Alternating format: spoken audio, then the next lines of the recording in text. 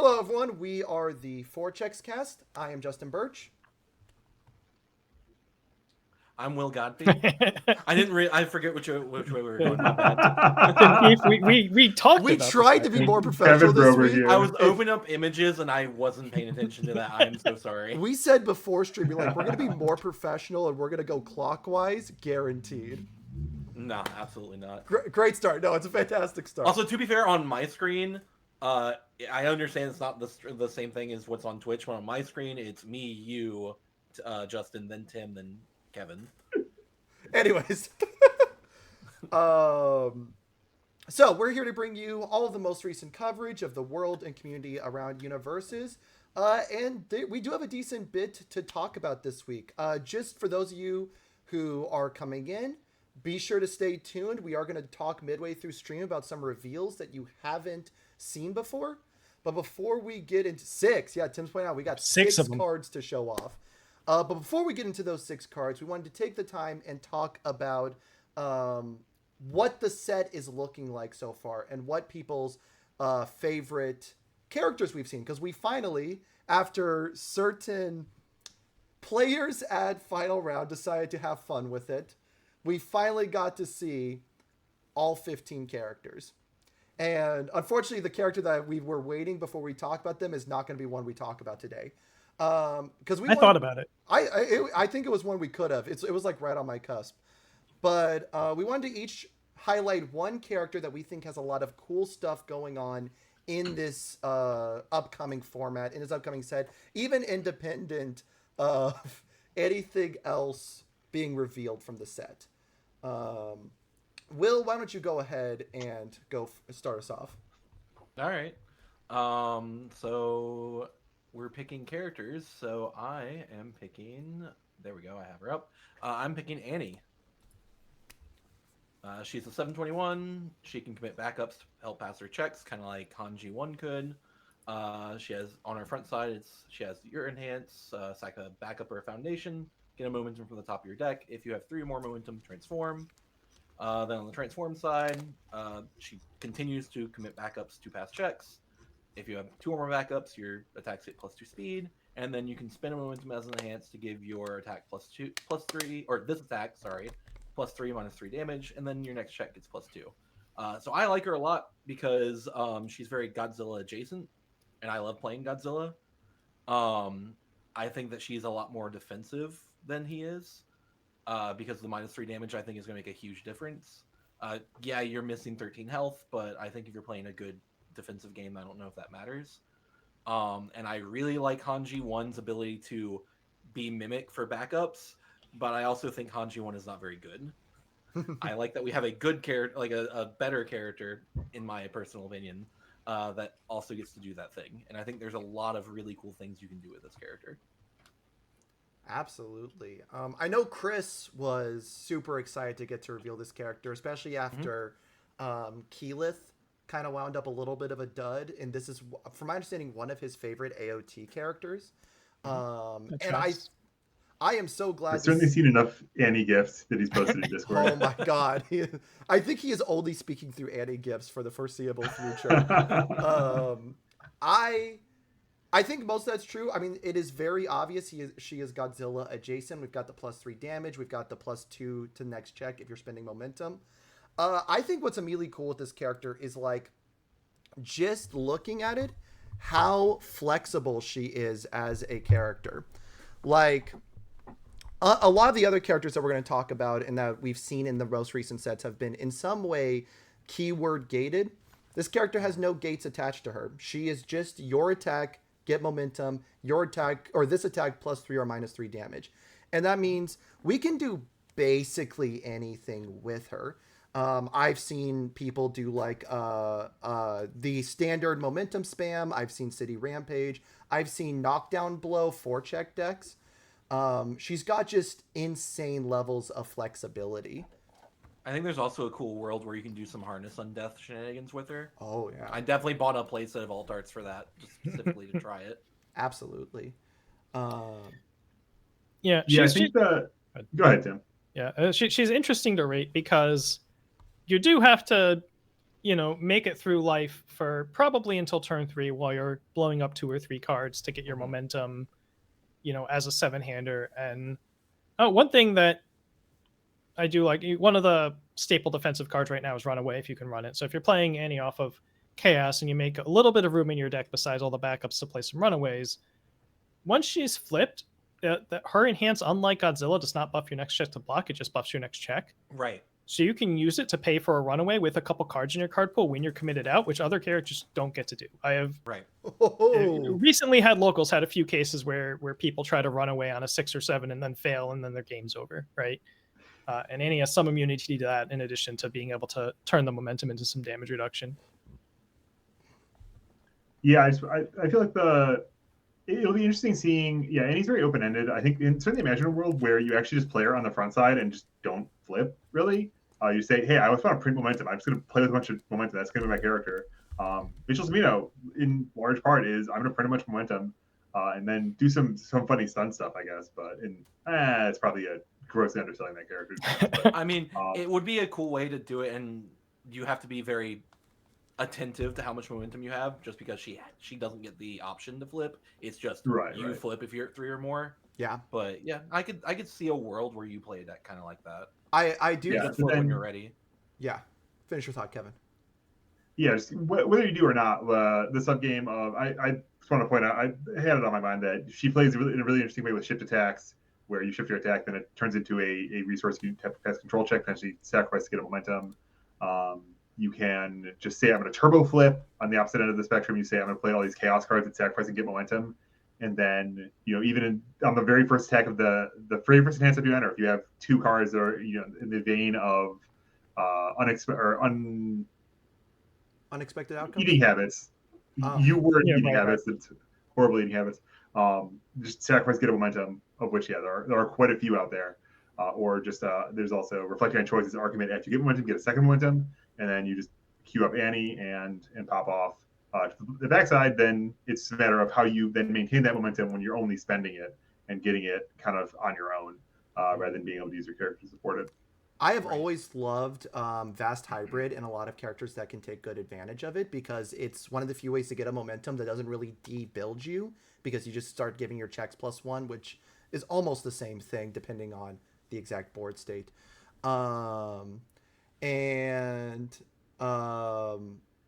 I do think a big thing with this character for me is she's going to only get better with time. We have only had backups since the beginning of AOT1. And in terms of pure backups especially, the shifts were a little risky, but the pure backups especially were really conservative for the first couple of sets. We are really starting to see some backups that are like pushing what we're allowed to do a little bit more. Yeah, the 2/5 uniques in the set are exciting cards. Yeah, the fact that I would be nervous if they were printed on assets, because that's such a powerful effect. Oh, like the chaos one that Annie specifically gets to use, that turns her character enhance from +3 -3 damage to +5 -5 damage, because it just gives you that bump whenever you spend a momentum, seems really potentially scary in terms of this character just going like turbo, reducing damage once she's transformed, or just going for the kill so easily.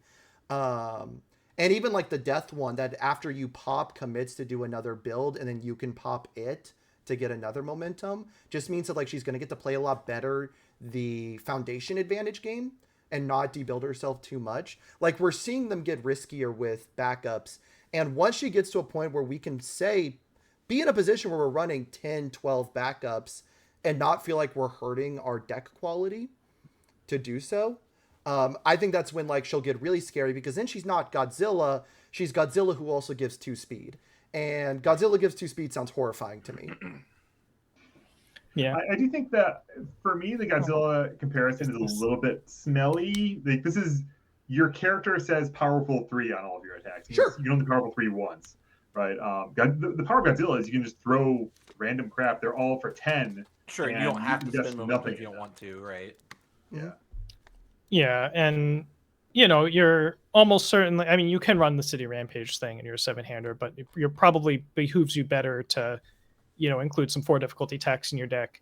There's lots of good, I'm a big fan of the 4 difficulty weapon suite on these symbols. Right. Your gouging needles, your your sweeping daggers, your rapid speed slashes, etc., etc., etc. Your Mhm. me and my multi-needle puncture might actually be pretty good here. Duh. Genuinely, Isn't it the 3-speed mid? yeah, but as EX3, How many momentum do you have? I don't know. At We'll least figure three. Dual needle one True. sure just says that our second Yep, attack is dual going to needle, yep. transform us, right? Right. I think it's pretty good. Yeah, I think there's a Yeah, lot this that we can do. this with could this be game. a heck of a glass cannon. I'll give you that. Oh yeah, Yeah. The deception dagger, you can go put it in your momentum with force quirk activation like that. There's a weapons thing here probably to be had. and there's always room for decks that are just, and we've seen a few of them, and we're going to talk about at least one more in these sets that are just like, I'm not as worried about defense. I can play it if I need to, but my goal is to beat the pants off of you because I can just string so hard and do so much with it. And I think Annie could easily become that character. Yeah. I mean, Actually, part of why I like these weapon cards is because they block well, right? Sure. We have +0 high blocks. We have +1 mid blocks with Breaker 1. I don't think playing the like blow up 3 foundations before I'm a real character as a glass cannon is going to get you very far. Sure. no, but like I call like Caden just Caden just entered my brain and said, I'm just gonna kill him on 2. And like, wait, there's something here about killing him on 2. Like, here's my Colossus SWAT. It has +2 to his control check, right? Like, Absolutely. Hanji wishes that Hanji got +2 to their control check. Speaking of a character that's goal is going to be to beat the pants off of you as soon as possible, Tim, what did you end up choosing for today? I don't know if that's the goal of my character, but I chose Porco. Porco Gallard, and Sylvain, I didn't have a whole lot to say about this guy other than this guy kind of reminds me of a Deviljin situation where at some point somebody's going to find the wacky camouflage counter synergy with this and turn it into a quasi-real deck. Sure. When you first read him, it sounds like you can do some crazy looping stuff, but you do the math and it's actually quite hard to put all those pieces together. But 724, 1-1 and everything isn't the worst start. I generally, lately I've liked playing these sort of 7-handers that do some stats and have some tricks, right? I played Devron Racer, I'm playing the Knot now. Just kind of stuff I've enjoyed playing with. And he's kind of in that space, right? He does a little bit of stats. He has some trickery he can do. And, when you flip him, you get to seal blocks, which is, going to vary in usefulness dramatically, right? But you can flip him for more stats. You can go for a loop, just sort of depending what situation, and you're probably going to play a deck that can do either. But yeah, he's interesting, right? He's one of those characters that gets the gears turning a little bit. Yeah, absolutely. And I've already seen some people try to do a lot with this character. I know Gavin Kale, I believe is his name. Gavin is already looking at this character because he really likes those hyper aggro string a ton decks. He's one of the big ones trying to do a lot of pioneering with Deviljin, for example.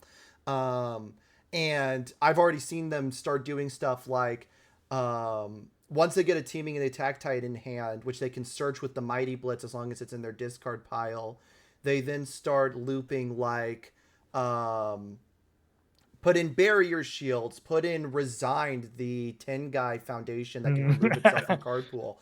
Put in No Tact, which doesn't count towards progressive for attacks. Just keep replacing attacks in the field with foundations or actions that do not count towards progressive. And so they basically get to play the game permanently at this +2, 3 progressive +3 progressive difficulty. And while that doesn't sound fantastic on paper, because, hey, we have characters who can do +1, why would we do that? Because of the fact that a card like Teaming the Attack Titan exists that gets to convert down to like a 1 difficulty move, I think it allows this character to do way more stringing that's on paper. And I do think we need to briefly mention, because like people realize this character was way better because the word may transform is on him, unlike everyone else where it's mandatory, which has to be intentional because everyone else it is mandatory.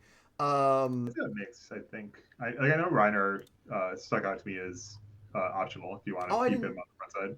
Yeah. I didn't know Reiner was optional. Yeah, and sometimes it's an ability you'd only play if you want to transform anyway, so they don't put the Yume on there, right? Yeah. But like the backside will have times where it matters if you just need that last little push to kill someone. Like they can block this unless you give it 2 more speed or something like that. You're probably not going to transform into the backside until you're ready to do the kill. But it is something that you will need to kind of remember the back of your head. It's certainly hard to play 4 attacks and not be going for it. But, sure, absolutely. You know, if you're trying to plan around the looping stuff, one of the things you're not going to like very much are the breakers and the showdowns and things like that. And then you can, plan B, transform, and just try to get through it that way. There is certainly a world where like someone's trying to play a breaker hell like evil or order deck, not necessarily at a regional, but at least at like a local level, and you kind of go, hey, that backside actually might be really useful in this specific matchup. Let me kind of build wide, and then just say your breakers don't exist anymore. Yeah, definitely. Cards like Mighty Blitz and Team of the Attack Titan that kind of belie the difficulty of sort of like a lot of the transform cards give you a quest. And the quest of have 4 attacks in your card pool is a very challenging one in the grand scheme of things. Right. And especially if it's going to be like a value, get 4 attacks in your card pool. But the more you can cheat that, the more this becomes realistic to accomplish. Absolutely. Yeah, I don't have a ton to say. I think this character is in a weird space, a little bit of a weird space. I think he's cool, but he has this issue where he's going to have to play a lot of like non-prog enabling cards like Resigned, No Tact, that may not be doing a ton else for him other than his aggro turns. And that means he might be pretty fragile when he's trying to like not die. Yeah, I will say, I think that he's certainly the death and fire symbols. I've like 16 ideas that are just like, I really wish I had a good character. I felt good about playing the death and fire symbols. And here's a 7 hand size, 24 health character, big booty, all this possibility to assemble combos. And he just does enhanced mill 3 every attack. That's you bing bong stuff.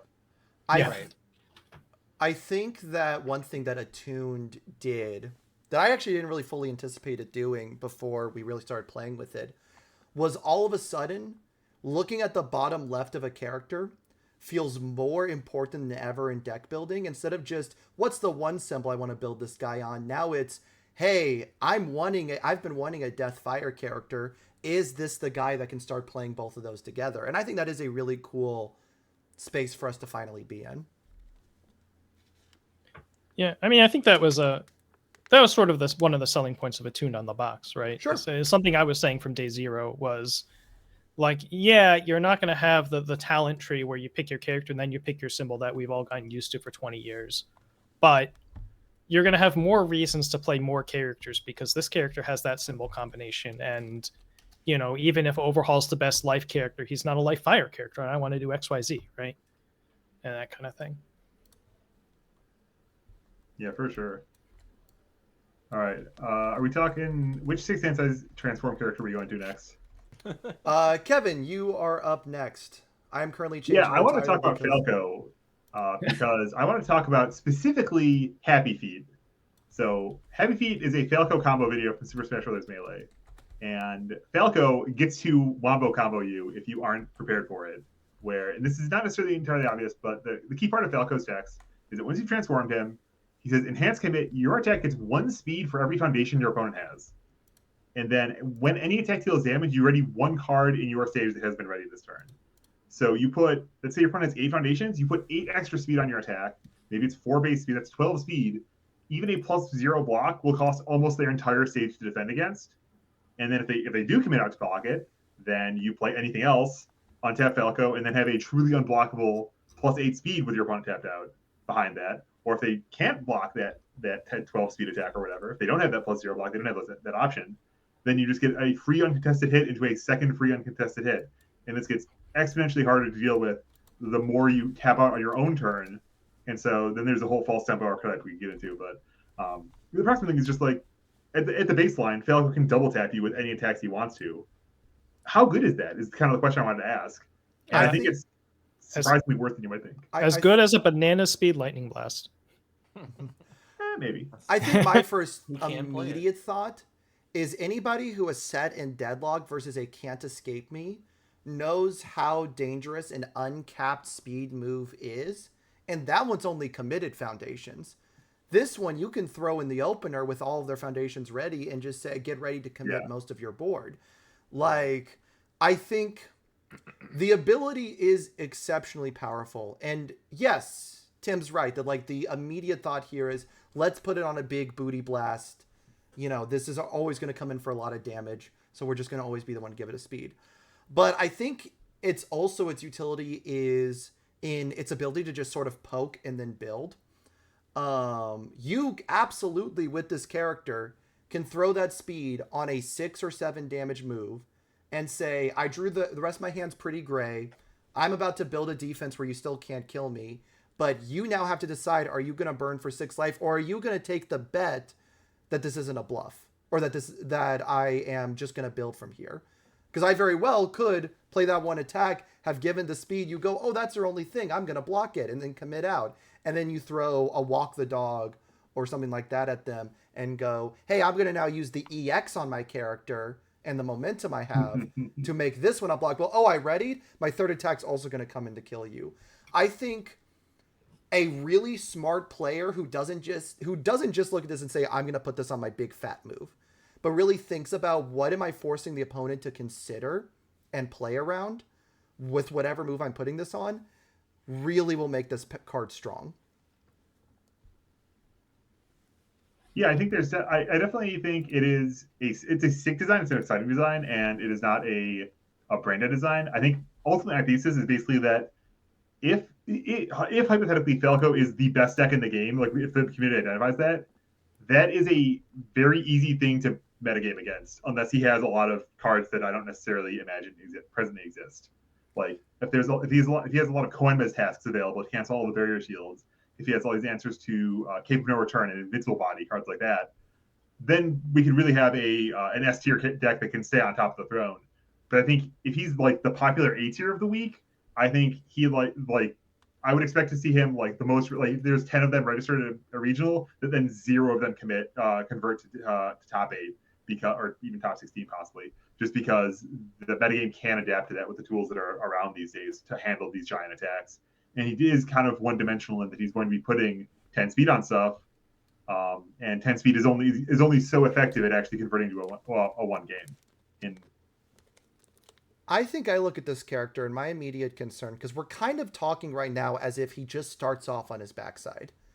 And admittedly, yes, getting to momentum in this game, if you build your deck around getting momentum, is not that hard.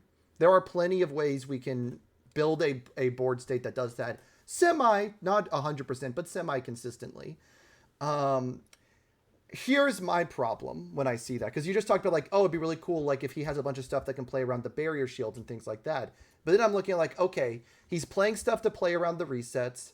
He's playing stuff to get to momentum consistently through characters that want to block. Do we have enough space for that? And if we have enough space for both of those, do we have enough space for everything else that we want to do to like not die and things like that and draw the cards we need to draw? One thing that I do want to have like us talk about on a different week, because we aren't gonna have time this week, is like, I think opportunity costs is a big thing that people forget about in deck building. And I just wonder if the opportunity cost of having to play momentum generation and having to play reset protection is going to be too much for this character.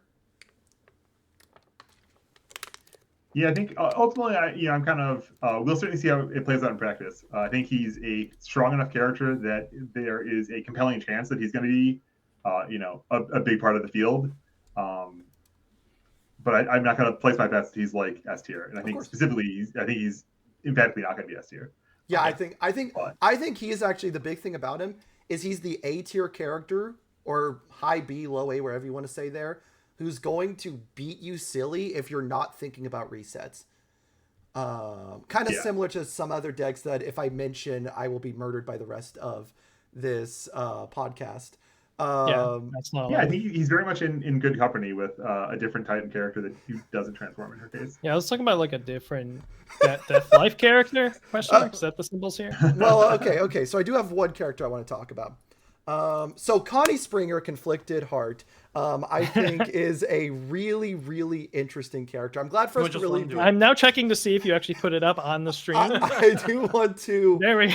acknowledge like how good of a flavor win we've done here. This character like doesn't really want to fight, so he wants to get rid of his attacks quickly, but he can't really play them again because he's too conflicted about fighting. I think like this is a total flavor win. And look, playing at +0 progressive is just crazy. All right, now that people are properly mad at me, let's talk about the real character. And then they block. So, I think we couldn't end this section without talking about the character that everyone is scared of. I don't know yet if it's overrated, but we're going to talk a little bit about Peak Finger, the Cart Titan. This character reads crazy. This character functionally has, 5 abilities? She gets +2 or -2 damage by popping a foundation. She can get +3, -3 speed by popping a foundation. She gets an asset that when it pokes, once per turn commits a foundation or asset, and then also just gives her another free damage on top of that. And if that wasn't enough, she also can commit to burn the top card of her, or build the top card of her deck. And all of her other abilities are tenacious, so there's no reason not to do that when you're in a position to do it. I think that's the most number of abilities we've seen on a character has access to, besides maybe Sung Jin Woo. Like, these are just a lot of buttons this character can press. And notably, none of it is gated. It's costed, and it's pretty heavily costed. If you want to use all her abilities, she's -2 foundations on every attack. But she can do it with any attack. She can do it with Furies, with weapons, with Titan attacks. And so I've already seen a ton of different brews start being experimented with in this direction. I've personally really liked a 4-check brew. Shocker, I know. That uses the 9 diff order SR to find her lines to really start doing stuff. And unexpected outcomes is +6/+6 across both sides of the attack. But you can also just play her as a Colossus SWAT, Hardened Fist.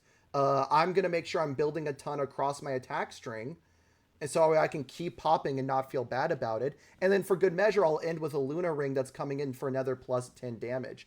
And if you for some reason don't find the string, you build out and you're a -2, -3 character.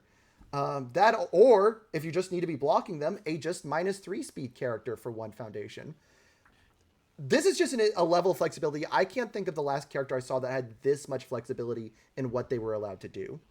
Right, and I see people in the chat saying oh, her costs are real. Expect people to fall behind on their resources because she's popping 2 on everything. Why are we assuming we have to pop 2 on everything? Yep. She can just sit on her back face and say destroy 1 for +3 -3, and then give +1 damage with her asset. That will still kill people. I don't know. I think this character may not be the best thing ever, but Sure. she's certainly very strong. Yeah, I think she's exciting. I think I'm not entirely sold on any evaluation of her. I think she's definitely weird. The trick with lots of abilities and lots of words is that they you can try and kind of judge what you think the ceiling is, what the floor is. But a lot of it will come down to how it happens to line up against what other people are doing and how you happen to construct your deck and then what incentives the format sends you to go in one direction or another direction, and then how that lines up with blah, blah, blah, blah, blah, blah, blah. So yeah, I'm excited to see how people try out their finger decks and where those land. Yeah.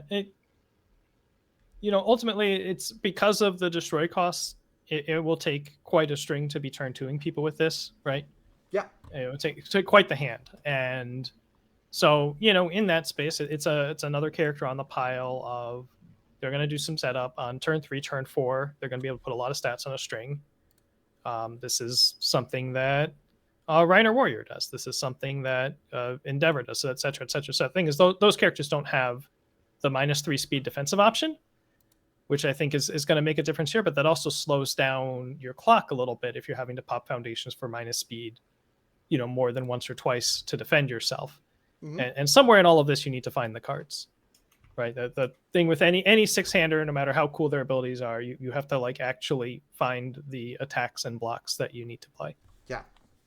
Yeah, I think like I mentioned last one a little bit of opportunity cost, but I think she is going to be in this position where like she wants to play all of the things that do stuff when popped, the enormous axes and things like that, so she can do her strings.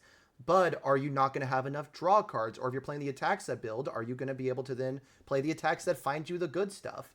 I think that that's like a very real question with this character. Yeah, I know one thing that I distinctly recall from playing Irwin was that my block zones were awful, were like truly heinous. I had like almost nothing but mid blocks. And I think if you're with the six-hander, that's kind of even more of a severe problem, especially six-hander doesn't get combined firepower like I got to cheat with.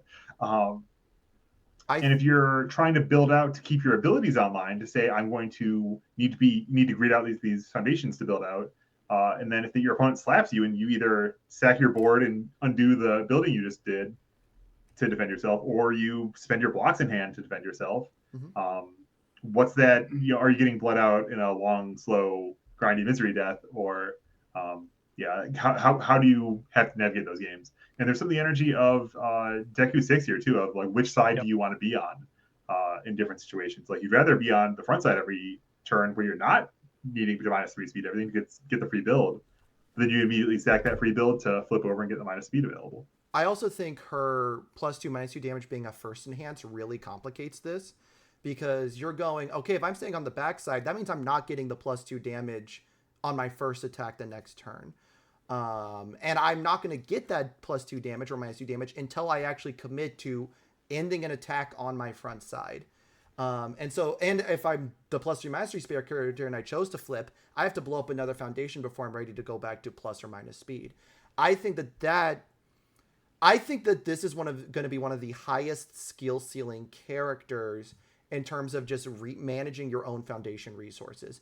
And someone who threads that needle, keeps in track which side to be on and how to do that, will go absolutely nuts with this character. Is where I am. Yeah, I think. Yeah, I my thought was almost in the opposite direction too. Of like, she has a very low skill floor, and that if you're fumbling around, you don't know what you're doing, you can shoot yourself in the feet really badly. You can bleed a ton of value and make a lot of choices you regret very deeply later. Yeah, and so it'll definitely be a character that's advanced mastery to be able to pick up. Yeah, and I mean we'll see if it sticks around, but the Devil Jin factor here is high. If that first enhance gets negated by Bolt, you don't have a character for this attack. Oh yeah, and you have to blow up another foundation on the next attack to try to have a character. Yeah, absolutely. I think Goblin Bolt is such an interesting card that I'm sure we'll have to talk about a little bit, because it does take a lot of these like really complex, intricate, you have to use your enhances perfectly characters, and all of a sudden now it makes them way clunkier to figure out how to operate on. But she can play Dark Ward, and Dark Ward is awesome, and we should all be maining it. True story. Today we talked about 3 Dark Ward characters and Falco. All right.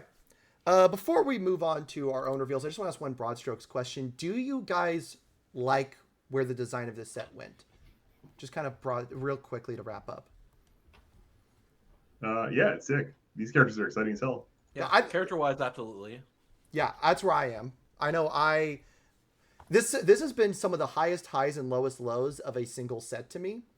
I think Warhammer's really cool. I think every character we've talked about, like design-wise, I really like their design space. And then we also printed like Connie and Jean in the same set. And I kind of go, why are these in a place where we did amazing design? And genuinely, hats off to like every character we've talked about. These are great designs. Why are we also printing characters that are like Connie? And I just don't know. Yeah, I saw David posted his Mikasa deck, and there were a couple cards in there that I thought, oh yeah, that's a very bad card, but it has a good home here. That's a good find, nice one.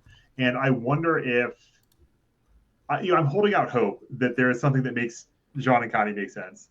And like the whole Jean Connie Sasha continuum has been kind of broadly the air symbol has been a very mixed bag for a long time. Hasn't seen a ton of competitive success. Has this whole card pool clearing theme that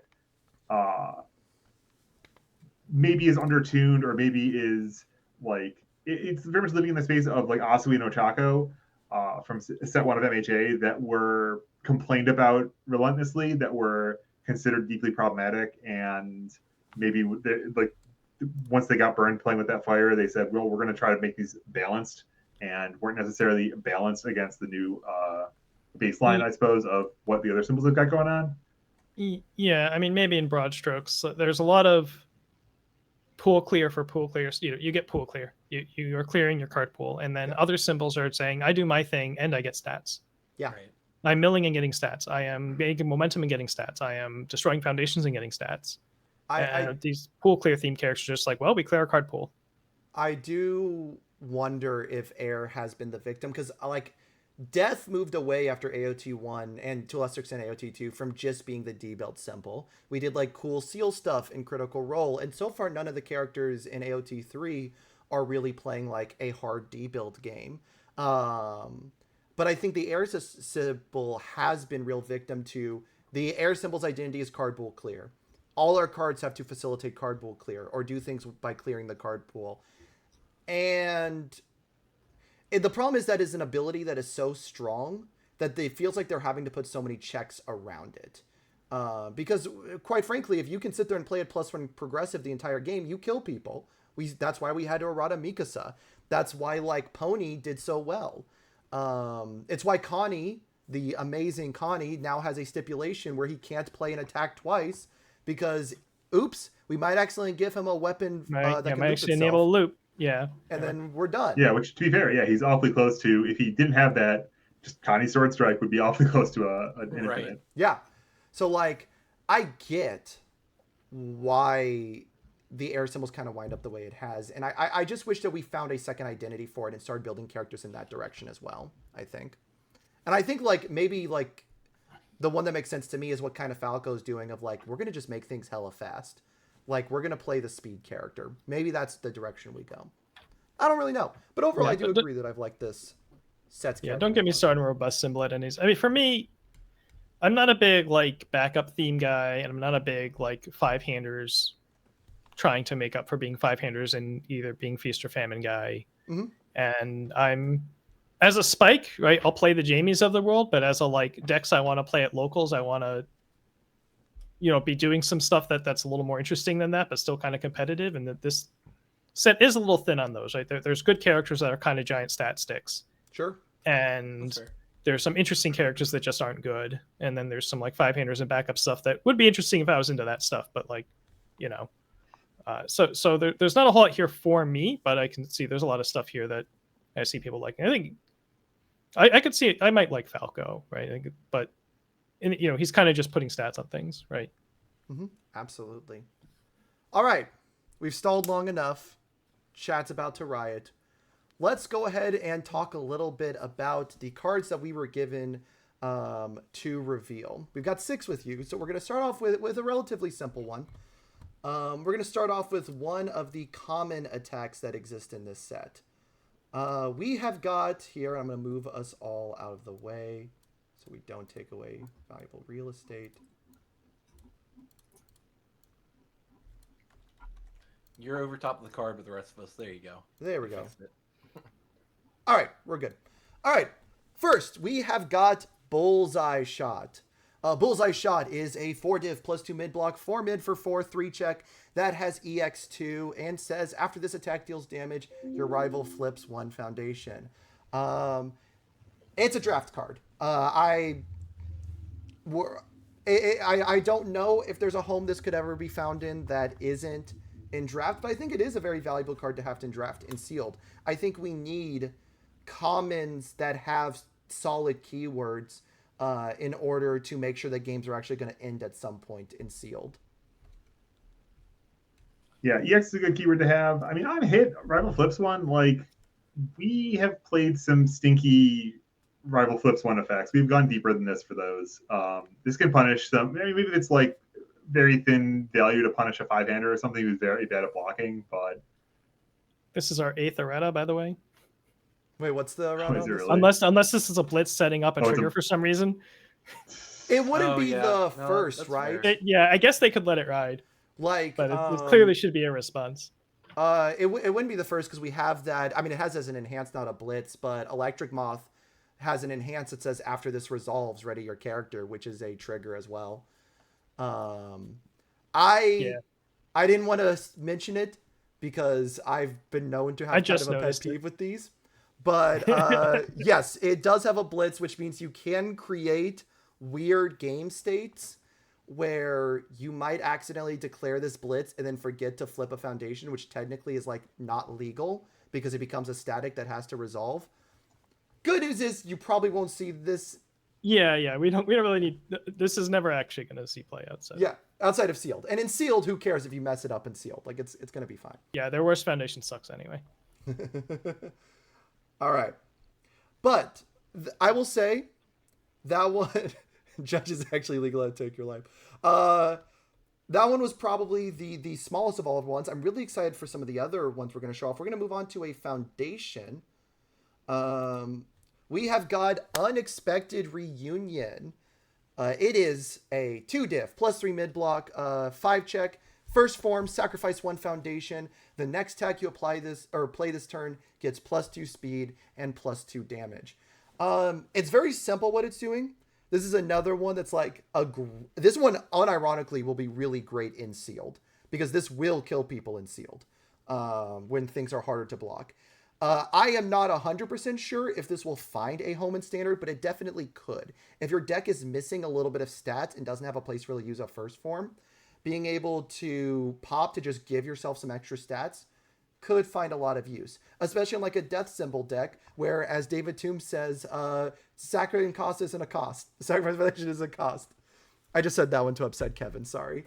But yeah, I consciously declined to bring that up during the whole conversation about Peak and Annie. I'm just not going to dignify that with airtime on my podcast. But if you want to talk about it, that's okay. Anyways, that's a topic for another show. It's a fun Stat Monkeys card. Like this is Stat Monkeys, but it's a fun Stat Monkeys card. Man, Falco just looks so excited. This is like, hey, I brought my friends together. Yeah, this is one of my favorite like backseat design cards. I really like cards like this. This is a very simple and easy to understand ability that creates gameplay decisions that you're not just destroying a committed foundation unless they froze it, right? Yeah. So you have to pick a real ready foundation to destroy for these stats, and you have to try to evaluate at the start of your turn if this is going to be worth it or not. But it's compelling enough that you're not just snap saying no. It might even be compelling enough to put this in your deck, right? This is, people are going to think about putting this card in their decks, and in a format with 1,500 or God knows how many legal cards at this point, any uncommon that people think about putting in their decks is a win. Absolutely. That's fair. Yeah, I like I think it's important in evaluating this card that this is very sideways. First form, your next tech gets +1 difficulty and +2 speed and +2 damage. Because you are losing a presumably ready foundation. It looks cool that if they have frozen one of your foundations, that now it's that part of the cost has been discounted away. Yeah, it's a cool, like, nice little lenticular design, as they say. Absolutely. And not overwhelmingly powerful, but not so weak to be completely ignorable. Yeah, I think this is a card that like people will make the mistake of just writing off, where like you really should be evaluating if you need that extra stats, if you need the like sacking a foundation is something you're comfortable doing. I think this is a card that you should keep in the back of your mind for those sort of situations. Our third one is the first one I'm really excited about, though. Living Shield. It is a 2/4 with a +3 mid block that says Enhance Remove. This attack gets -3 damage. If it is attacking a backup, it attacks your character instead. This is really cool if we continue experimenting in the backup design space, especially. I'm already thinking about like Colossus Titan attacks is a great example of this. And a backup that is so overwhelmingly powerful that your opponent, unless they're about to kill you, feels the need to waste attacks trying to kill it. And you get to go, no, actually, now you're attacking me instead. And so now you're going to have to try to waste more resources to get rid of my guy, or I'm about to have a crazy crackback on you. I'll see some people already mentioning it. obviously, based on its name and based on its effect, it is really good in the new Reiner. The new Reiner is often in a position where he's got that asset, the backup, and the momentum after his turn 2, but he needs to deal with the opponent not trying to get rid of it on the opponent's turn 2. Getting rid of your backup. And this gets to say, we're going to keep our backup insulated for at least one more attack. I would have preferred maybe slightly if you had the choice of shifting it to your character, but it's very thematic that, like, look, you're this shield. Yeah, you're the armored titan for a bit. You're reducing the damage, but now you have to be ready to tank whatever it's doing. And Yeah, someone like, in the is... chat made a good point that this is really good if you are Fire Order, because you get to try to take another turn with Ymir, protect it that way. Ooh, that's cool. I put my hands on my head a minute ago when I realized, wait, this can save Ymir friends. Yeah, I think it's interesting that this is Order and not Chaos, given it's Reiner themed, because I think Reiner's the only backup themed character with the Order symbol right now. So this may be something that, if Reiner doesn't take and doesn't become like a meta thing, then it may take a little while for this to really, really show up. But it's a neat effect. It's good to have something like this exist where you're if it was a card that was just supposed to protect your backup purely by reducing damage, then you'd have to make like a kind of a disgusting damage reduction card to do that reliably. But this is, I'm protecting my backup. And the fact that I'm changing the attack to me, I'm giving it some minus damage to make up for the fact that maybe I don't really want to be doing that. But hey, we're going to take less from it. And kind of game design hat, it's cool that like a 2/4 enhance remove -3 damage is pretty weak, right? We have an E flip for that on fire, yes. But it doesn't do any of the redirection, right? And I think redirection from backups to my face, like that seems appropriately Order symbol, right? It seems like directing traffic is something you do have a cop do, and Order symbol is a cop symbol, so that all scans. Tim, this is playable in Pumont as well. That's the only. Pumont's building boats, not backups. Fair, but he does get to do both. But that's the only other character that can play this that is a backup centric character. Yeah, I think it is cool too. Like with the tune, we have kind of I'm hesitant to say primary and secondary symbols on various themes. Like I think of you have like a Hanji 14th commander on Life Order. That's I guess Life's kind of a backup symbol, but you have the Beast Titan's a really big backup, and now you're gonna splash this in. You're not in Chaos like the main backup symbol. And actually, so Chaos and Fire, I guess, are almost primary in it. But then you can kind of backdoor your way into linking these things up on the off symbols. I also think in this regard, like, this is a card that I'm really excited to see 3 months from now, 6 months from now, as we're getting more sets, because it's very clear after seeing the printing of Critical Role that backups aren't going anywhere. We're going to keep designing backups. And I think we should. I think they've overall been good for the game.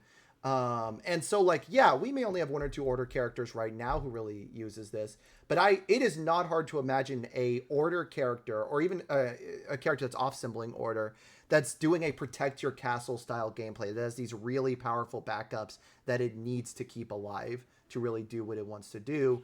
And in that kind of space, this card immediately finds a home. And I think cards like that, like, not only do I think it's fine now, but I can see a world where it's amazing in the right deck. I'm always really excited to see get printed. I'm still ready to delete assets. Right, and just have backups. Put it on our to-do list. Have the conversation about. Imagine if VME was a backup and you could just swing at it. Oh man. Can we errata VME to be a backup? No. Just paint it. A backup with 1 health. All right. We got 3 more. We're going to talk about Imagine if Hanya was a backup. Wouldn't that be cool? There you go. They have to react to not being blocked, though, instead of dealing damage. Let's talk about our rare attack before we talk about our rare foundation. The foundation's a common. Oh, the foundation's a common? Yeah. It's the sickest, it just feels like card a in the kit. Yeah. You know what? I'm still going to save it because I want to talk about it later. No, it's fair. I'm just letting you know. We're going to talk about the attack. This attack is fire, too. This attack is so cool. I think it's cool. Stalling for Time. Stalling for Time is a 6 diff, 5 high for 6, 3 check with a +2 high block. It has Deadlock Stun 2, ranged in weapon, and says Blitz. Draw 1 card for each attack in your card pool, and it's on the Life Attuned symbol. There is a few characters that this is immediately really good in. Obviously, it's got the face of Hanji 3 on it, and we showed off Hanji 3. Commander. And this is a great Hanji 3 card. But I don't think it's only Hanji 3. I see already Barlow's mentioning it. Overhaul could play this from his stage. And it doesn't count towards progressive. And gets to draw like crazy. Like, this is a card that is in a character that can ignore progressive for almost any reason, is going to like refill your hand. And if you're a character who can like play this late, make it not count toward progressive, and keep going, again, like a Hanji type who's going to do this as part of her late game stuff. Imagine for a moment, you have like 12 tokens, counters. You play Wall Maria, you draw 6 off of it. You make it not count towards progressive. You play 2 more attacks that don't count towards progressive. You play this, you draw 4 more. You're just going to have drawn so many cards that there is a 0% chance you won't have found your kill string at that point. So that's where I immediately see like the value of this card. Plus, Deadlock Stun 2 is nothing to shake a stick at. It's a little bit less, but I know Deadlock Stun 3 has gotten me more than once when I'm playing against Tri-Gravity Beam. Thank you. So like Deadlock Stun 2 can be used to just help break boards that little bit you need in those late game states. Yeah, my eyes were drawn again to the ranged weapon keywords here. I think probably not so relevant that you can use this to pay for the echo on a Storm of Arrows, but that's not nothing. Yeah. And certainly you can summon this with the beast type attacks. I feel like we have but between the two of us, I think we have a great disparity in the amount of time we talk about Storm of Arrow decks and how many Storm of Arrow decks we have actually built. Yeah, probably. Storm of Arrow is the most. I think Storm of Arrows is one of the most talked about, least played cards in the game. I love that card. But yeah, I don't make decks with it. It's so cool.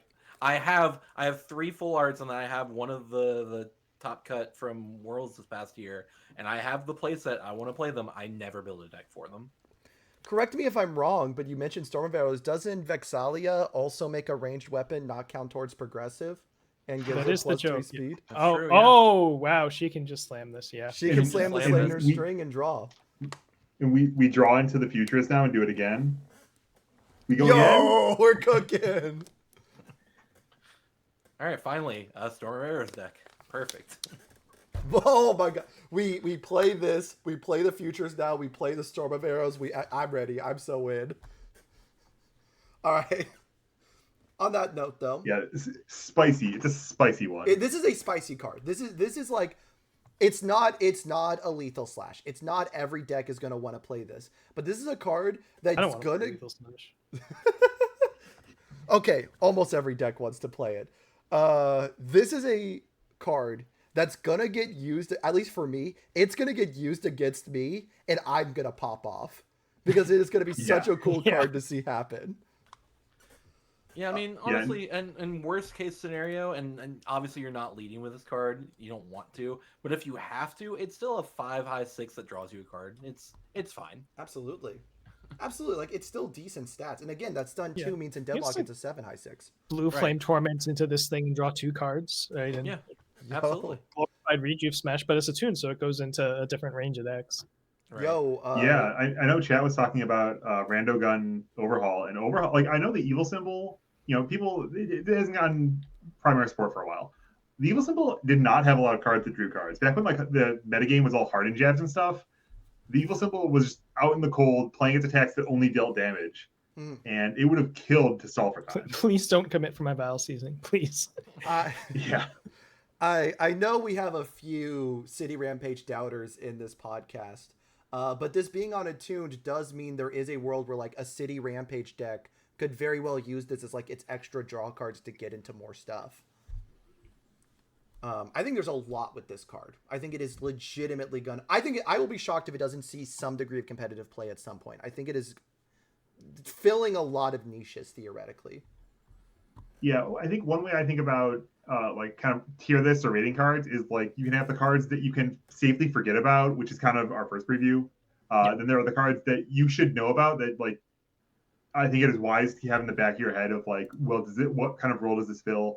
Where can I find a home for this? And then there are the cards where you need to know them because someone's going to beat you with them if you don't. Yeah. And I think this isn't in the latter tier. I think this is not a metagame pillar on day one. No, of course not. But it's absolutely a mid card that is worth knowing about.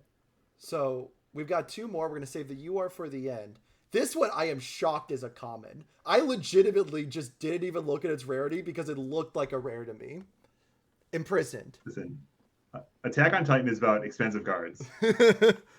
Not if you're Reiner. This thing's a 3-diff.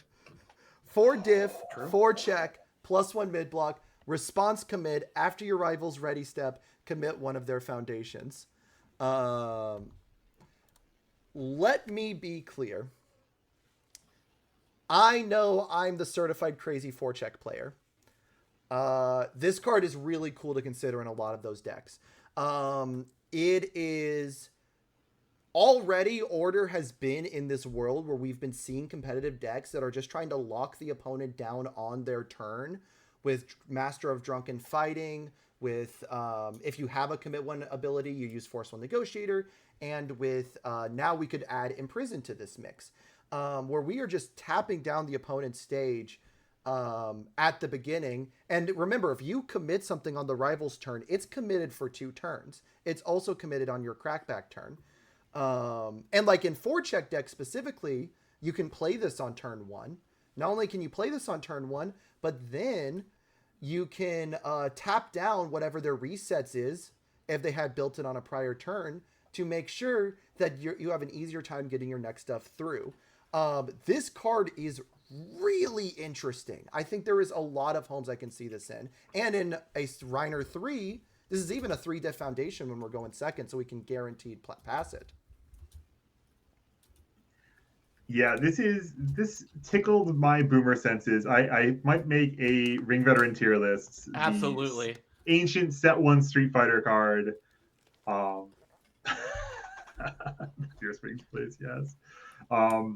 Yeah, this is a card you see a lot of. It's 4 difficulty is real. 4 difficulty is a painful cost. 4 difficulty will hurt people. It will take this out of running in a lot of decks that are playing 3 checks and don't have the time to wait around for this kind of thing. But this trades for your opponent's best foundation. This just says, I play this, and whatever your best card is, it is not in play anymore, unless you can untap it, maybe. And that's just really, really strong. Yeah. Yeah, and it's, it's going to, for characters on this symbol, you're going to have to ask, do I need my character on defense on turn 2? So if you don't, you get to play this turn 1. Who cares? Right? Yeah. If you do, then you need to think about it. Maybe you're still playing it, but you have to think about your foundation ratios a little bit. You might need to treat it like an asset that might not be there for you at the start of the game, kind of thing. I also think in all of this regard, there's a character I do want to acknowledge is good in because it's kind of our character. We kind of mentioned last time we were talking about Hanji that she needs to keep her foundations face up, so she needs really good value on face up foundations so she can start gaining those counters.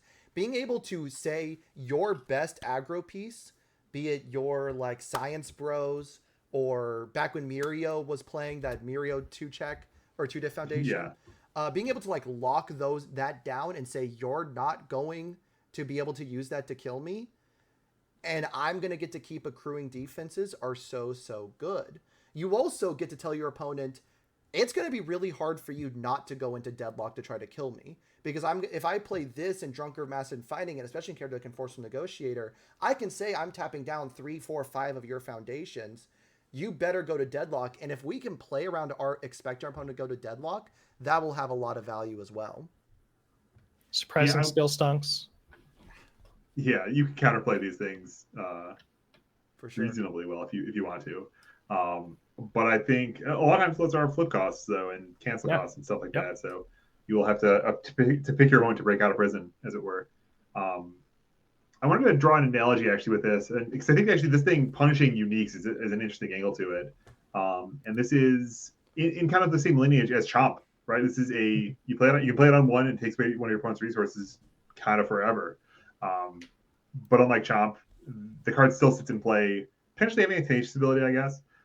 But if your opponent's is playing Mirio, Mirio's a lot of times would play 4 copies of the Million of the Big Three. Yep. Yeah. And they did that because it was so important to their game plan. And this just says, you're going to build that unique. If you try to build the second one, it's going to unique rule the first one, and it's going to get tacked on anyway. Imagine a world where another Ojiro 2 type exists, where it is so powerful with a specific foundation that it's like hard mulling for that foundation, and then you build this on your turn 1, and you go, sorry, you don't get that foundation for the rest of the game. Like, that just seems really good to me. Yeah, to an extent, honestly, this is really a rock paper scissors metagame. There's a rock paper scissors element to this, right? Mm-hmm. They can print cards like Greater Goal that are ridiculously game definingly powerful, and then they print target cards like Imprisoned that say, well, listen, you're the linchpin of your deck. I can knock over and take away from you. But then so then you have the control deck kind of taking advantage of the engine deck. And then also there's the aggro deck that's just going to try to say, I'm going to play straightforward beatdowns. Imprisoned is just stun 1 if none of my cards had text. I'm just playing spam. And that's not enough to defend yourself. You're not worth paying 4 difficulty when it could just be Master Drunken Fighting for all it's going to get you. Yeah, Nick Reagan so barely cares. Yeah. Devilgen cares quite a bit. Take a Zeke away. True. Yeah. Yeah, exactly. So if you're an Imprisoned gamer, you might get run over by the straightforward aggro deck. But you're preying on the kind of intellectual, like, I'm going to have my foundations do things decks. And it just creates an interesting cycle in metagame. And I think that's a cool thing we're seeing out of Attack on Titan. Yep. Ring Veteran was a cool card back then. It's a cool card now. I have no idea what Ring Veteran is, guys. It's Ring Veteran is the same thing, but there have been a lot of cards like this. Yeah, I think it's the same thing. I think Ring Veteran eventually got banned at some point. Maybe not. If it did, I know Directing like an really Empire sus. got like mysteriously not unrotated, which was another card in this lineage. These cards have a history of being good. They haven't been 4-diff yet, right? This is we don't want to make something quite on that tier, but we think people will still play this, and they probably will. Right. Yep. Yeah, the OG Ring Veteran was a 3 difficulty 5 control, no block. I think +1 mid block actually matters a lot to this story, right? This can be a card you put in your deck at 4 can be copies, stuck in your hand. Yeah. Draw extras, and then at least it's a half block. Hey, yo, yeah. I think I can't tell if Tim just said it or not, but Life Order, Hanji, Desperate Plea, build this in. We're not going to get to use it that turn, but we don't have to worry about the 4-diff. But yeah, I really do like this card. I think this card's insanely cool. But we have one more to show off, and I am really excited about this card as well. We have Hanji's Last Stand. It is a 5-diff plus 0 low block, 3 mid for 6 with stun 1, ranged and weapon again, and it has a static ability. If you have 10 or less health, or your rival has cycled this game, this attack gets -3 difficulty, so it becomes a 2 difficulty. And then response card pool. At the start of the end phase, yours or your rivals, build this card face down. And it has the order attuned symbol.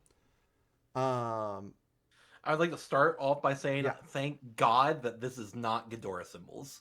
Ghidorah playing this card is not okay.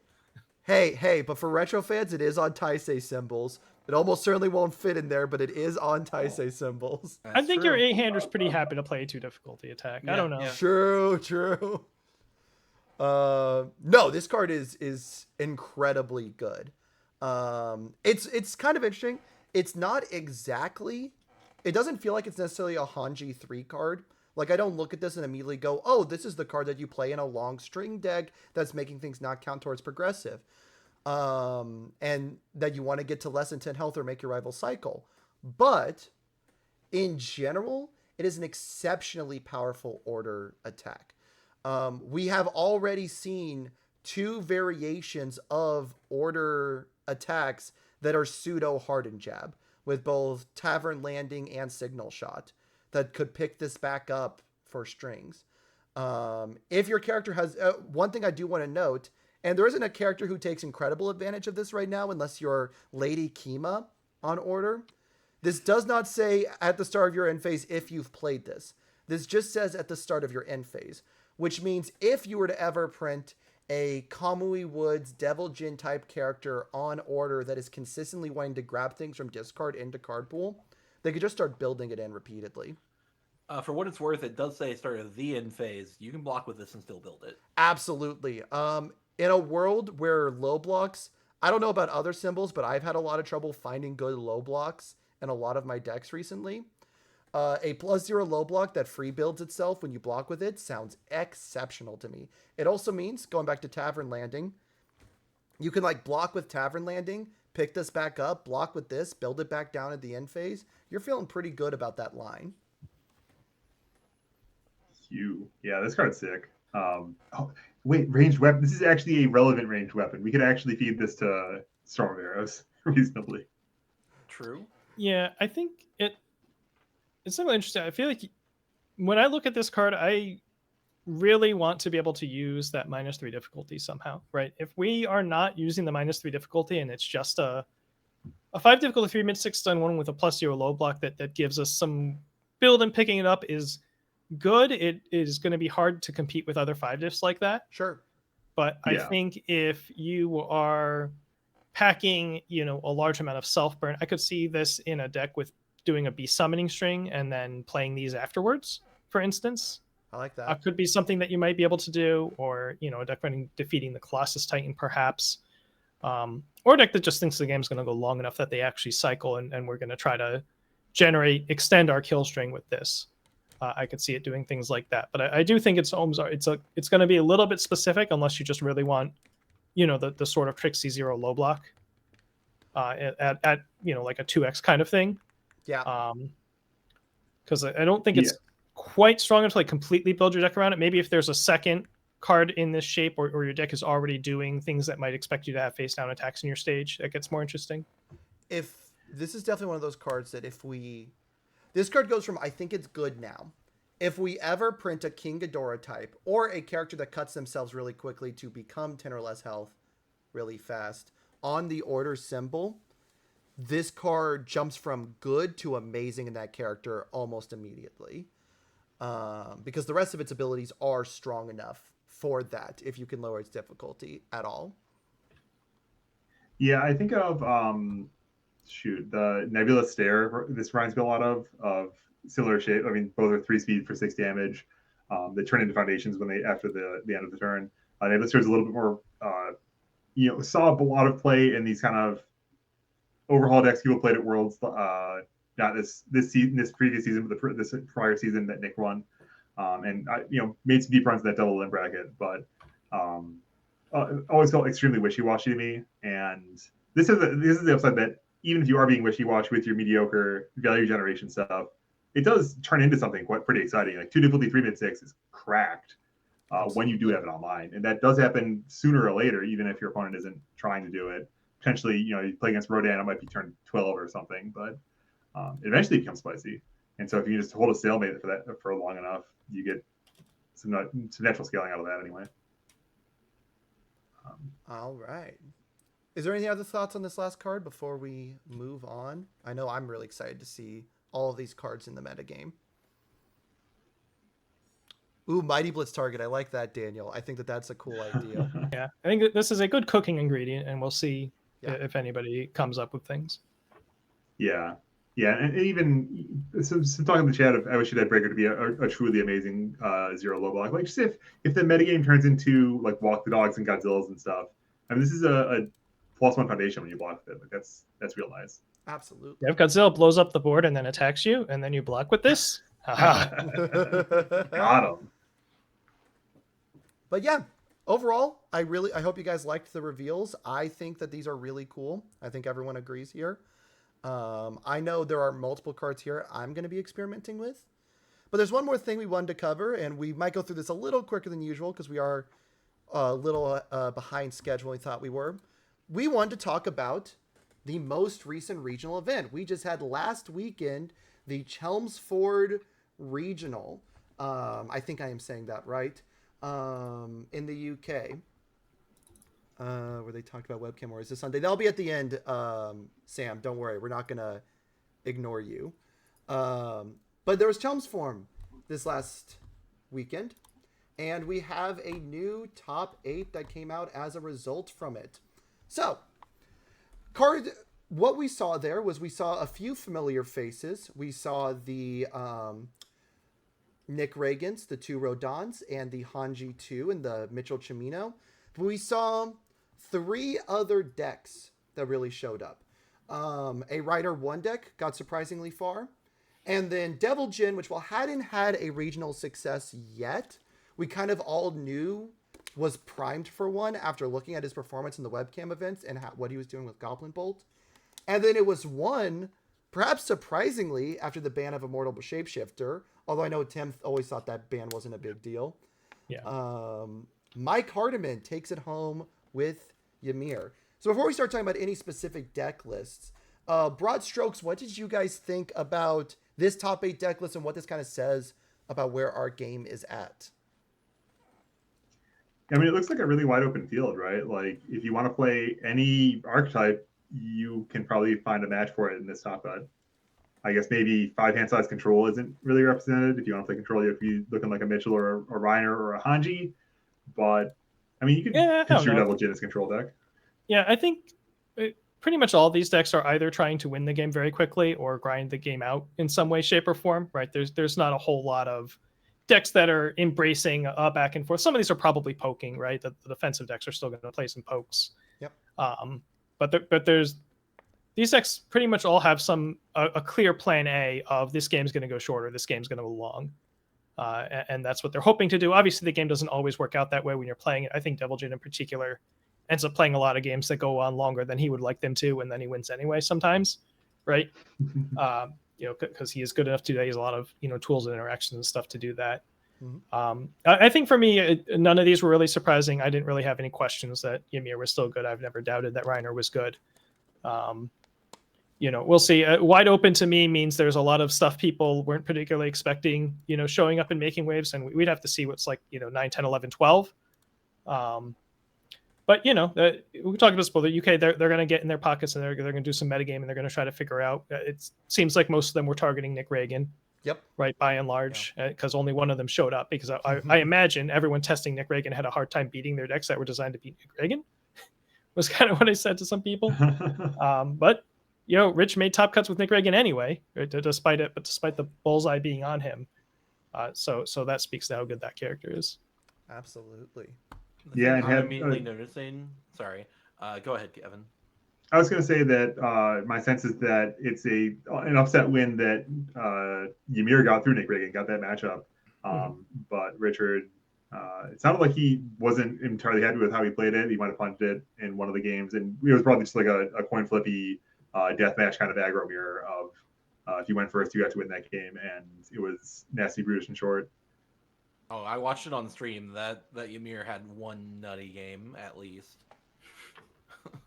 I think one of the games Ymir killed Devil Jin on the front side. I think maybe I'm thinking of the match before that, but yeah. In game 2 of finals, Ymir killed him on the front side after he tapped out. Flash. Yeah. But what I was gonna say is that I think it's very interesting and kind of funny that there are 3 chunky decks here. One at 109 cards, one at 100 cards, and one at 84 cards. Only one of them is Nick Reagan.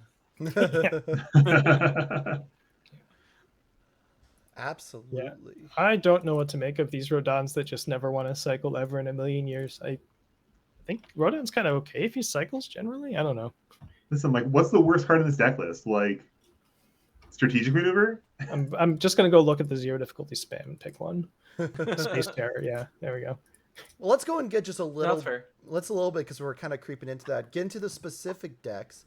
We're gonna kind of go quickly through the ones that are stuff we've already seen and we don't think we can say anything new about.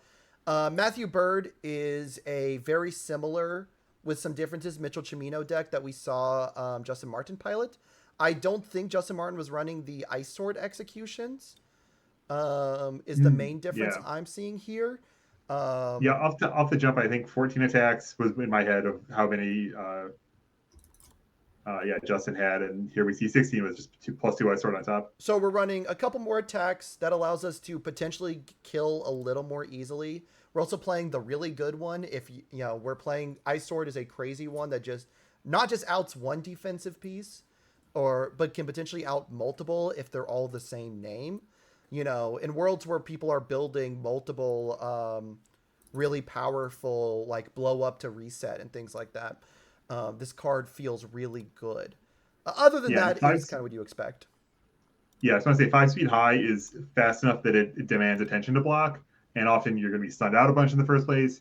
And then if you have something that helps you pass hard blocks, it's going to be offline, and then it's always 10 damage with Mitchell getting the momentum generation so fast.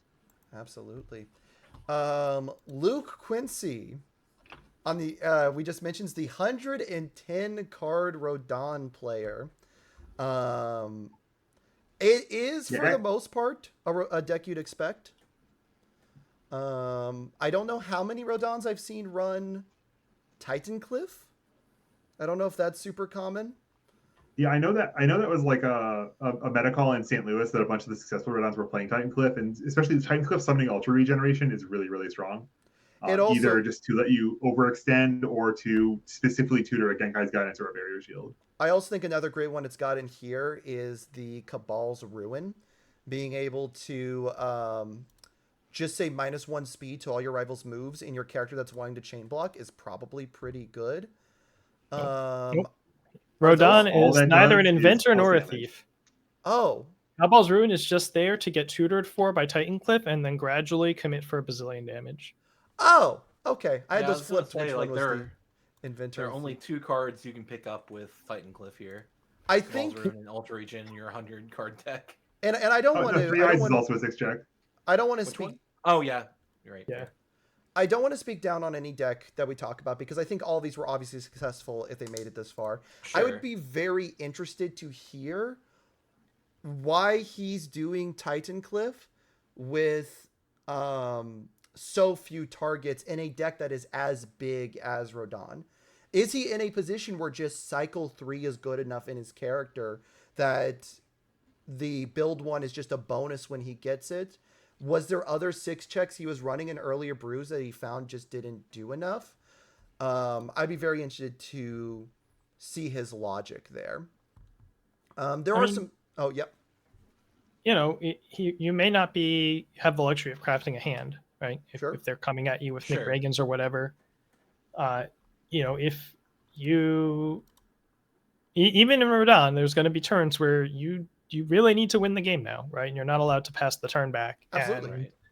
And, filter 3, you know, to find your good ones in your deck that is playing, you know, 28% attacks and really only 25% real attacks because 3 of them are Dimensional Sphere. Yeah. You need to find them, and you know you can't necessarily hope that Rejuvenating Smash alone is going to be enough to get you there. And we're especially in a position nowadays where we no longer have the free kill that we used to like be able to turn any attack into a kill move with combined firepower. We now have to kind of think more actively about how we're getting that damage. I think he does a really smart thing here. I would like to rage is very good with him running. What is this? 1, 2, 3 different Fury attacks. That might be part of the reason we're running the Titan Cliff is for another Fury attack. Because not only does it not count towards progressive if it's the first one you play, which you're probably only going to see one in this big of a deck at any given time, but you just get to remove it and say, hey, all that momentum I've turned any move into a powerful 3 move. And that is a lot of immediate value. One of the cards you discard is allowed to be Supersonic Flight, and that goes on top of your discard pile, and then you stack your deck, and then you go draw what you want. You know. True. That one's 100% true. Meanwhile, Thomas is playing a much similar to what we saw in Denver Rodon deck. I don't think it's card for card. I think there are a few differences here. But we immediately see a lot of the same stuff. We see the red right's the coolest because we're trying to kill once the shields are down, just get that extra damage. We're doing the Ascend to Battle because, again, once they've blocked our moves and are committed out, we get to play this at the end of a string and do some Mondo damage. I was unsure if this deck this way of playing Rodon would still be successful in a post ban of firepower world where, again, we don't have that free damage once the shields are down. But it definitely seems like it was still pretty viable. Yeah, I think in the grand scheme of things, like firepower is 1 or 2 damage. Rarely ever going to be more than that. You don't have any bing bongs. You don't have any. It's just am I finding non-gray cards in my half gray card deck? Much more than half. This is actually like 50 out of 83. Yeah, 5/8. Yeah, And firepower is much more of a defensive card for Rodon than Right. an offensive one. Yeah, I think losing firepower really only says like now you just have to pay attention to how many cards you have at the end of your turn. yeah, maybe his capacity to defend an attack string, it's like to hold attack blocks while also defending himself Right. is weakened. Yeah. His maybe his mid block coverage is a little bit compromised, but I mean a lot of these attacks have mid blocks anyway. Right. Sure. All right. Then we get to Richard. Richard's playing a little bit of fusion, but very similar to what we have seen from a few of the Nick Reagan decks. He seemed to be scared of the lethal /2 check. It's always been a thing that's a little debatable in Nick Reagan specifically because like you don't get the draw card or the clear card pool abilities with his face. So it was just like is playing another attack to kill people worth it? And it's clear that he decided that like that was not worth risking the 2 check even at this size of a deck. Other than that, it's very similar to a lot of the Nick Reagans that we have seen, and Nick Reagan is still proving to be incredibly powerful at doing what he wants to do. I'm now trying to figure out if this is the first time we've seen Haughty in a list or if the other ones were playing it too. No, it's been a piece like MGLA was playing it a bunch in Denver. All right, I'm a Haughty hater. Yeah, it's a smelly one. Like Nick is definitely better at getting the bottom enhance online than anyone else has ever been in the history, right? Of both like leading people at medium low numbers and having that momentum, and then also meaningfully getting to put 5 damage on a 9 non-throw lead attack. Like that just happens more often in this character than anything else I've ever seen. But yeah, it's really a 2/5 flip untap me. And look, I know like because Calvin and Travis did a lot of innovation with Nick Reagan, who made top 8 both of them made top 8. And they were both really kind of in the mindset of, I want to kill them early. I want to try to go for the turn 2 kill. And in that situation, having as many foundations count as 2 foundations is pretty important to play through a lot of stuff and still try to go for the kill. And so there, while I personally think a 2-diff Haughty is, I kind of agree, it would be a little bit of a hard sell to justify a 2-diff slot on it. I get it. Yeah, I mean, I get it. There's a lot of cards in the format. Sure.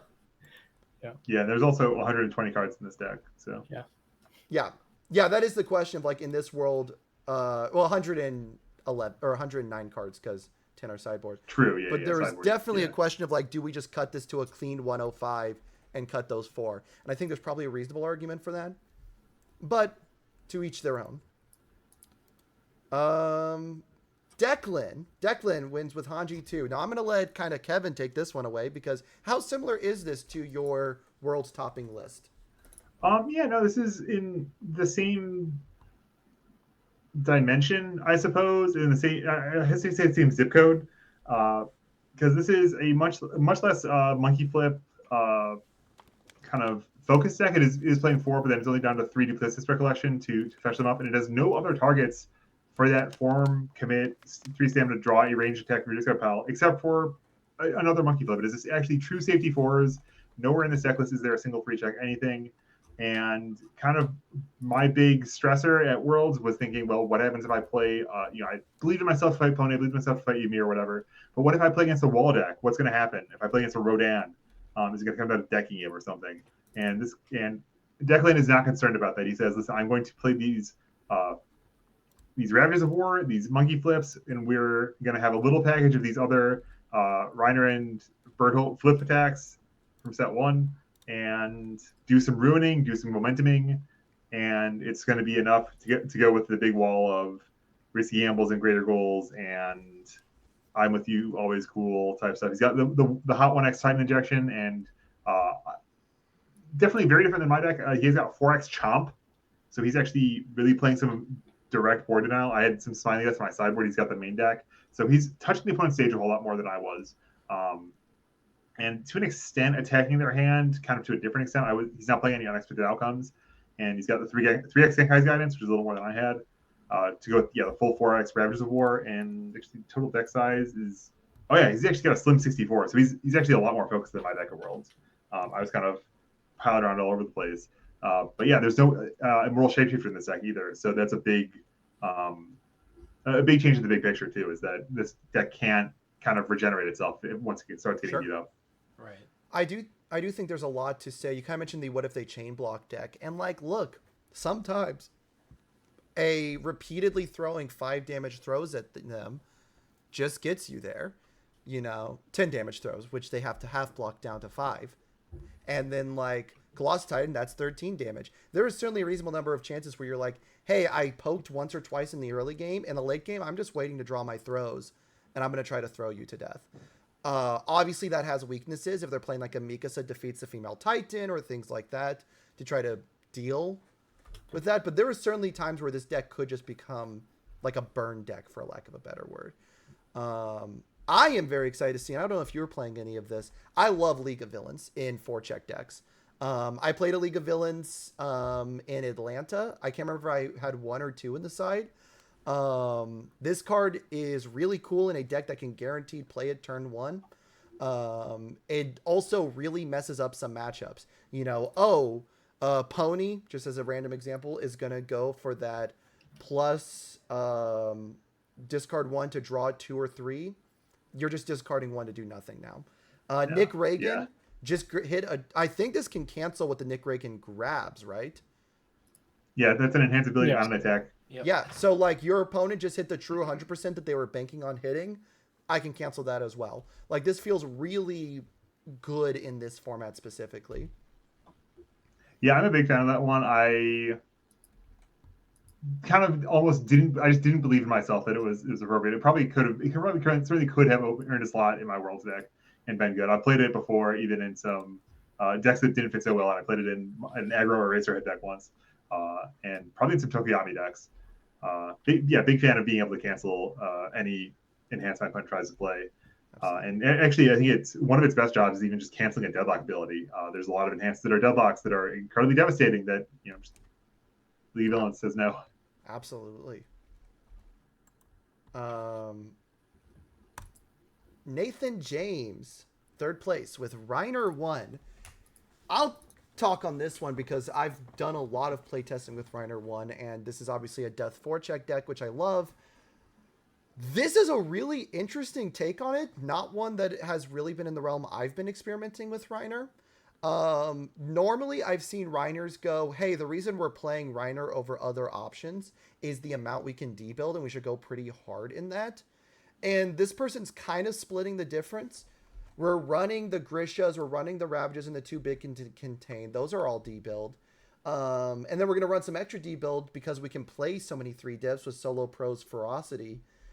But besides that, and like to a lesser extent split body control, we're not really worried about debuilding. We're saying the value of our high difficulty attacks are good enough that we just think that we can keep you locked down enough with that debuild that you can't block multiple of these, that we can just start playing these. And if we overcommit to play these, that's fine, because when we transform, our face says basically blank one of your attacks as long as we use it at the right time.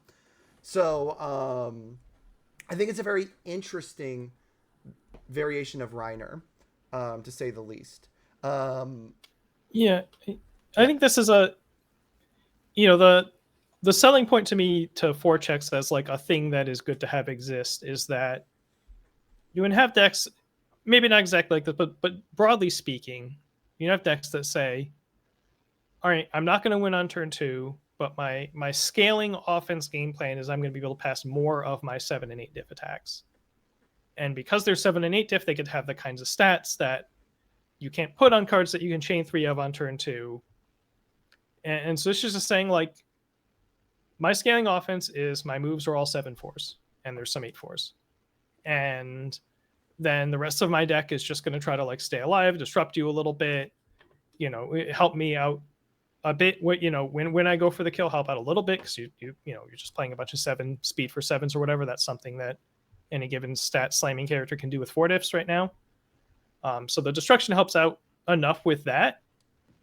But the goal is to get the game to a state where we can play our big expensive attack strings and get there. Yeah, I think it is very interesting that unlike most builds I've seen of Reiner, this one is not electing to play many of the really high value but high difficulty 4-checks. Instead, it's chosen to play way more of the mid-rangey small ones. Grisha's saying, hey, you have to waste a card blocking this, and it's only a 7 diff because it's a 3 high for 11 damage.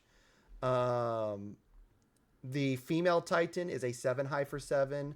The Jaw Titan is a 6 difficulty. Smiling Titan's a 7 diff. That is a crazy ability. I am really shocked with seeing 4 Smiling Titans that we aren't playing any not unexpected outcomes. Duplicitous Recollection to build that in, because that makes this really good control. And I think like the 4-check players here were really scared of checking the 3, and there's decent arguments for why.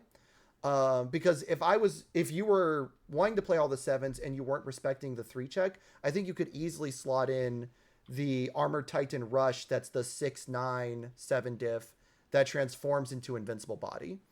And seems like it would go really well in this deck. But I do totally get that, like, we're scared of the 4-check. We don't want to accidentally die, or scared of the 3-check. We don't want to die because we checked a 3-check too early, and our opponent, who's on Devil Jin or Nick, just murks us for it. Yeah, very kind of deliberate, controlled pace kind of deck, trying to keep the opponent in the Stone Age with all these ruin effects, all these target destroys. I would never play a deck like this. I think I don't have the patience to just throw a bunch of 6 and 7 speed attacks and hope my opponent is going to be stumbling over themselves enough that they're eventually going to deal damage, and I'll have to play like 4 or 5 turns of that before I could even imagine winning the game. I like my decks that can actually kill people, and this deck does not look like it kills people. Absolutely. We got 2 last ones. That's the Reiner speed. This first one there's not a lot to say. It's I do want to say thank you, Liam Chauner, for showing how good Devil Jin is in a competitive setting. I don't want the fact that we're probably not going to say a ton here to take away from the fact that like this was a very good showing, a very impressive deck. But it is kind of what we've been expecting to happen with Devil Jin. We talked a bit about him on the last podcast. This is Aerial Goblin Bolt. This is Camouflage Counter. This is utilizing these crazy card pool abilities we've been printing in a character who can just stuff them repeatedly to simultaneously do really strong aggro, but also, especially with the case of Aerial Goblin Bolt, lock down our opponent from doing their big stuff to try to stop us. You certainly, if you're in that Reiner matchup, I'm looking at Aerial Goblin Bolt and I'm going, your character's offline after I build one of these in here. Yeah. I do think one thing that's interesting about this deck is something I've said about Devil Jin decks is that they all very samey attack lineups, right? They're all going to have Aerial Goblin Bolts, Camouflage Counters, 2 or 3 Mega Bursts usually. They're all going to have 4 teaming. And then the variation is, what are the attacks after those 14 or 15 slots?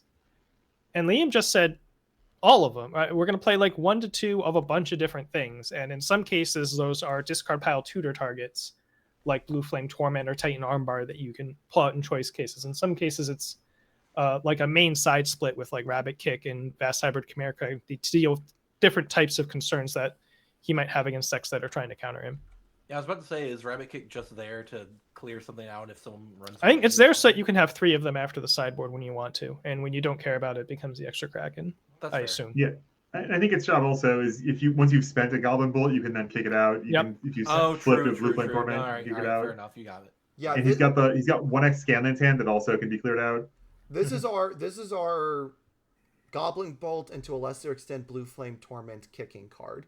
It also like matters if you're in these weird edge cases where someone's running like a Keeping Aries safe or something like that. Not Keeping Aries safe. What's the Harry action? Smiles, I know Cheerful Smile, Teen. Yeah. The Run Aries away. Smiles type stuff where now you have to play a foundation. Oh, now I slam in my Rabbit Kick and kick it out. Right. Like this card definitely makes a lot of sense as having one the main 2 in the sideboard. We're playing. I like the Mimicry here a lot. I think Mimicry. I don't know if they're all really running cool that, call. but I think that's really good here. Mimicry, grab a copy manipulations of Zeke. Copy Exam when that's what you want. Yeah, it's like a split card Zeke exam strategy. Once in a while, your copy will pass through walls, incredible display. Just copying a Radiant Visage or Horrifying Realization and flipping it to be a foundation is a totally valid play. Actually, Horrifying Realization draws Camouflage Counters off the top of your deck is very good. Yeah, there's a lot that Mimicry does here that I think makes it really a solid pick. I also think Mimicry will probably see more play as we start printing more 5 and 6 diff foundations that are trying to do things. Yeah. Like the fact that this just Especially becomes any when of them. they happen to be non-unique. Yeah, I think a lot of times those have been, powerful. Like you print a new number 1 type card, right? It's a powerful foundation, but it's a 3 diff and it's unique. But now Mimicry can actually upgrade itself to getting a card that's more expensive than it is because Manipulation Zeke isn't unique. And then also it splits into a very, very strong 3 diff exam strategy. I'm just thinking, because I just looked at this card, I'm just thinking about that 6 diff that they just showed off, the 6 diff UR foundation. That's 4 and pick up a Titan from your card pool. And I'm like, that is unique as heck. That one is unique. Oh, it says non-unique. I can't read. That is because I am illiterate. But final thing I wanted to touch on before we move on. I like the one Scalen's Hand, and we're putting 2 more on the side for when we need it. Scalen's Hand is a card that I really have been expecting to see more in the game. But I think in this character it really shows like a home for it. Not only can it like commit your opponent's character when they're really defensive, or commit a reset card that they have. It's a 5 diff in this character that's pumping crazy damage, so you're going to want to block his moves, and the second you block one of his moves, I build it down, it's now a foundation for me. That seems really good in this deck. Yeah, and I think the pocket +3 damage mode is something that I definitely kind of sleep on with this card. I just forget that it's there. Oh yeah. Yeah, cool card. I should play that one more often. And then final one I want to talk about, Mike Hardiman on Ymir. Now, look, it's not necessarily a surprise that Mike Hardiman has won an EU regional. Mike Hardiman is one of the craziest players in EU. One of the players that I usually hear US players constantly being like scared of when they hear that name. They hear they might go up against that person. Good dude from my understanding. I've never met him myself, but I'm sure he is you guys can probably attest that he's a great dude. But he is a crazy good at this game, and he brought back Ymir, showed that Ymir is still the powerhouse that she has been. And in a way that is very different in a few ways that we'll touch on than other Ymirs. He elected not to run Recoup Time, which is not that surprising. I think Recoup Time Ymir lost a lot of value with the death of Immortal Shapeshifter because she can't turtle like she used to turtle. Right. But we have now elected in a different direction, which is we're playing attacks that are going to beat the brakes off of our opponents pretty early. I'm looking at this hand, or this deck, and I'm seeing 4 Dual Needle, 3 Tetra Terror, and 4 Lethal Slash. And I'm immediately seeing in a 7-hander, you're going to see lines like Dual Needle Lunge putting a momentum, Tetra Terror, Echo It, at least one of those pokes, you pick up a Lethal Slash, you play it, you've played, and you get to play another attack, you're playing 5 attacks on 1 or less progressive. Those are like pony level of playing attacks on low progressive. And you're pumping crazy damage if you're transformed on top of that. And even when you're not, +2 damage just kills people. I believe there was an on-stream turn 2 kill in finals against Devil Jin, who's like, what, 33, 35 health? Yep. Yeah, it's at Goldfish 35 on 2. Yeah, we just Goldfish 35 because when this character finds the line, it gets to play for free. And even if they've blocked a couple of times, we get to start Mitsa despairing them, hitting them for even more. This character's doing a lot with a lot of its stuff. And we get to even throw in Hunter's Ally, which picks up anything from an Urumeshi's Perseverance to Masho's Concealment to stop their stuff. And Urumeshi's is really interesting here. Wild Pussycats to build more. Yeah, it's got 4. It's actually only got 6 targets for Hunter's Ally. Yeah, I wish it had like a little bit more, but I don't mind it. I like Hunter's Ally here. My only, and I don't want to call it a critique because Mike Hardiman is probably a better player than me, but my thing I would want to talk to him about and get an answer as to why is this not Canister Creation Strike? Because that seems like it would be more flexible and the self-cutting could allow you to heal more. So Hunter's Ally and with the 4 Replicator, he is increasing his capacity to flip on 2. Sure. If you have 6 on 1, you play Hunter's Ally into Replicator, you can now flip on 2. Sure. That's absolutely fair. That's kind of what's going on here. I called this out when the Critical Role set came out, was that we might start seeing Emirs play Hunter's Ally to try to give as a replacement for new training method to give them that. I may only have 6 foundations, but I can still flip. Or when new training method's case, and without Replicator, it's still 7, right? You can do the turn 1 7 build with a Meeting Hanj, one card in hand to block with, two more with Meeting Hunch to still block with, and play. You can build out that 7 relatively safely, comparatively ish, right? And then on turn 2, you have a way to flip if you play Hunter's Ally and then the Foundation and build it. That costs you Rejuvenating Smash. We see Rejuvenating Smash is not in this list. Instead, we're drawing a card off of Lethal Slash. We can unflip a Meeting Hunch with Falling Keel Strike and get some draw that way. So that's how we're kind of fixing the draw that we lose by not playing Rejuve, which is kind of the price of playing Hunter's Ally and Replicator and trying to do that thing. I am saying this as a player who loved playing Rejuve at Worlds. I am glad to see a Ymir deck that has moved away from 4x Rejuve. I do wonder if there's still room for a 1 or 2x in here. Like, I think there were so many conversations about that. But I've always wondered if Ymir was wasting space playing 4x of an attack that only feels great if it's the second one you play exactly. Yep. And this makes a pretty good case for, hey, we've got enough draw power and enough extension without it. We don't really need that card to kill people. Right. Yeah, like it was the a pretty good. but... Yeah, it was a pretty good post Midst of Despair play. Sure. If you had the spare momentum, now you have a 9 speed for Potato. Yeah. But yeah, and you could get the momentum off it with Meeting Hunch. But yeah, it was always awkward to certainly draw 2 of them, and even sometimes just the first one was just you're doing the math of your attack sequence. And you're like, I don't really want to play this second. Right. I've had many a time, especially after you've transformed, but for some reason you don't have as many foundations as you would like your opponent plays D-Build or stuff like that. You find that second one, you're just like, do I really want to potentially waste 3 right here to do the draw? Also, do I want to risk the draw here and might draw into more gray? It definitely can feel awkward in a lot of situations. Also, if you're playing Replicator, it's really awkward with Replicator. Yes, yeah. Absolutely. Congratulations to Mike Hardiman. I think this is a really great innovation on this character. We probably won't talk about it as much today because we're already kind of out of time. I'm very interested to see what these 2 deck lists mean for what we see in May in terms of hits. Because Ymir has always been competitive, and it seems like Immortal was definitely not enough, and Deviljin is doing things that are really upsetting players. It's okay for decks to be competitive. I think so. I'm not campaigning for anything when I say this.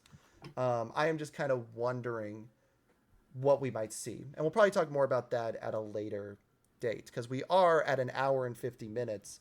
Reveals took longer than we expected.